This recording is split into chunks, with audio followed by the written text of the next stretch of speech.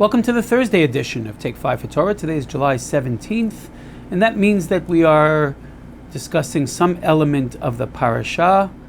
This week is Pinchas, and one has to imagine that the very violent act of Pinchas, of taking a spear and spearing two human beings straight through the stomach.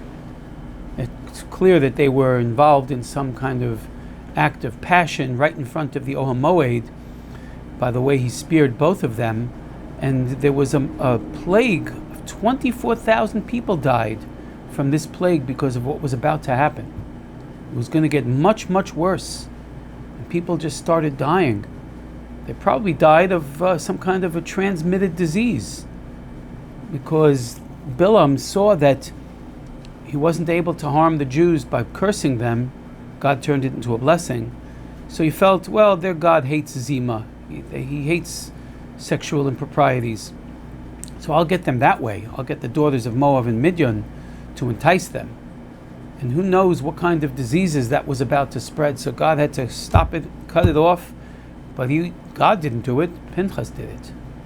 And he speared these two people together. It was quite a violent act. One might imagine, no matter what good intention inspired this act, that at some point it might affect Pinchas's inner harmony. And that's why God blessed him, the Nitziv says, with a brisi shalom, a blessing of peace, a blessing of inner harmony, so that he shouldn't be adversely affected by this. This perhaps attended to David also. David was a man of war, and that did prevent him from building a temple to God. Only a man of peace can do so. But it wasn't until David sent an innocent man to battle to assure that he would be killed so that he could take his wife that David began to be affected. You see, it was what affected Shaul. Shaul also fought many battles, but it was only after he sinned with Amalek that he turned into a different person. Right? When he kept the king alive for perhaps a king's ransom, when he kept all those fattest sheep for personal gain, when he committed this very difficult mitzvah of what was to happen to Amalek, the sinful Amalekim. Rambam Paskins and Tosfos Paskins, Ramban Paskins, that if Amalek wants to repent and become not sinful, right? Amalekim Chatoim, then they can join us. Chazal say b'nei bonav shel Haman limdu Torah b'bnei Brak. But it's only if they remain in their sinful ways. So Shaul, by committing this mitzvah, but for personal gain, was no longer blessed with this blessing of peace and inner harmony.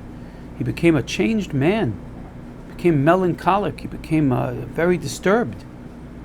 And the same could be said of what happened to David. It's almost like a Shaulization of David. He also says the words Tsar li ma'od, does Shaul say at the end of Shmuel Aleph, just before he meets his end. So does David, that gets into the prayer called Tachanun.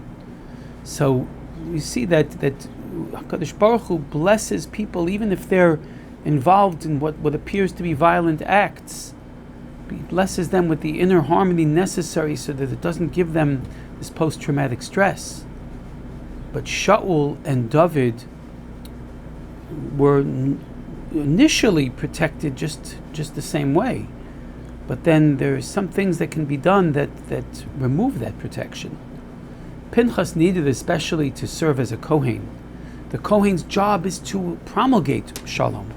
The Kohen's job is to bless the people with Yivrechacha Hashem v'yishmerecha Yer Hashem panav elecha v'chuneka Yisah Hashem panav elecha v'yasem lecha Shalom. His main blessing is to assure that God blesses us and guards us and shines His light upon us.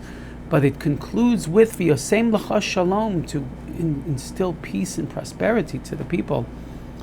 And the Kohen can only do so if he is a good kli, a good vessel of peace himself, which Pinchas was as a result of this brisi shalom, this covenant of peace that is found in the beginning of Parshas Pinchas.